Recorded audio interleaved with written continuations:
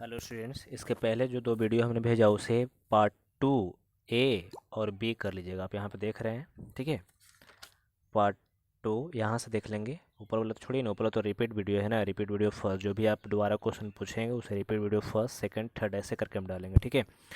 और यहाँ से आप पार्ट 2 ए पार्ट फर्स्ट की बात मैं आपको बता देना चाहता हूँ। आपको पहले वीडियो किताब का भेज चुका हूँ, उसको पार्ट फर्स्ट कर लीजिएगा, ठीक है।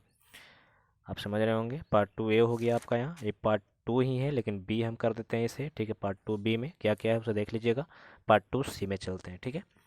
अब है इसमें कोई वस्तु समतल दर्पण से जितनी आगे होती है उसका प्रतिबिंब दर्पण से उतना ही पीछे बनता है।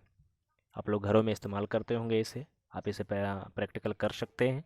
आप जितना पीछे हटिएगा उतने दर्पण के पीछे आपका प्रतिबिंब बनेगा, है कि नहीं। आगे बढ़िएगा दर्पण के सामने आएगा आपका प्रतिबिंब, है कि नहीं। आप समझ सकते हैं इसे। उसके बाद है बहुत इंपॉर्टेंट क्वेश्चन जो आपका बार बार पूछता है, 2 या 3 नंबर का पूछता है। पीबीआई हम कर लेते हैं इसे। समतल दर्पण द्वारा बने प्रतिबिंब की विशेषताएं को लिखें, ठीक है। समतल द्वारा बने प्रतिबिंब विशेषताएं को लिखें, तो इसमें विशेषता क्या होती है थोड़ा सोच करके पढ़िएगा। हम लोग जानते हैं प्रतिबिंब दर्पण के पीछे बनता है, तो बात बिल्कुल सही है। ऐसा तो नहीं है कि दर्पण के आगे बन जाता है कि नहीं। तो प्रतिबिंब दर्पण के पीछे बनता है। दूसरा क्या विशेषता है भाई, प्रतिबिंब का आकार वस्तु के आकार के बराबर होता है। बात तो सही है, हम जितना बड़ा होंगे समतल दर्पण में उतना ही बड़ा दिखाई देंगे। तीसरा है प्रतिबिंब वस्तु की अपेक्षा सीधा बनता है। जैसे हम खड़े होते हैं, ऐसा थोड़ी है कि सर ऊपर रहता है तो दर्पण में हमारा फिगर जो बनता है, प्रतिबिंब जो बनता है हमारे सर का फिगर नीचे की ओर बनता है। ऐसा नहीं, पैर नीचे है तो पैर नीचे ही, सर ऊपर ही रहता है। तो इसलिए प्रतिबिंब वस्तु की अपेक्षा क्या होता है, सीधा बनता है। चौथा पॉइंट है कि प्रतिबिंब पार्श्विक रूप से उल्टा होता है। पार्श्विक का मतलब समझ रहे विद्यार्थी। पार्श्विक का मतलब ये हुआ ना कि आप दर्पण के सामने खड़ा हुईगा तो आपका बायां हाथ आपको दाहिना हाथ नजर आएगा, ठीक है। दाहिना हाथ आपको जो होगा वो बायां नजर आएगा, ठीक है। तो इसे ही पार्श्विक रूप कहते हैं। पार्श्विक विस्थापन भी कहा जाता है, उसे पार्श्विक रूप कह सकते हैं, ठीक है। तो आप सर दर्पण के सामने खड़ा होइएगा तो आप लिखिएगा राइट हैंड से, तो आपका ऐसा प्रतीत हुआ कि आप बायां हाथ से लिख रहे हैं। तो समतल दर्पण में एक खासियत है, उसकी विशेषता है, ठीक है।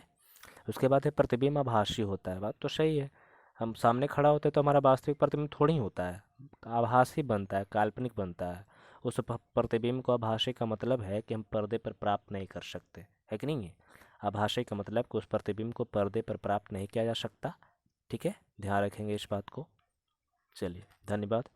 मैं चाहता हूँ कि फिजिक्स में इतना ही तक रहने दीजिए, ठीक है। बाकी मस्ती कीजिए और मस्त रहिए, कोरोना से बचिए।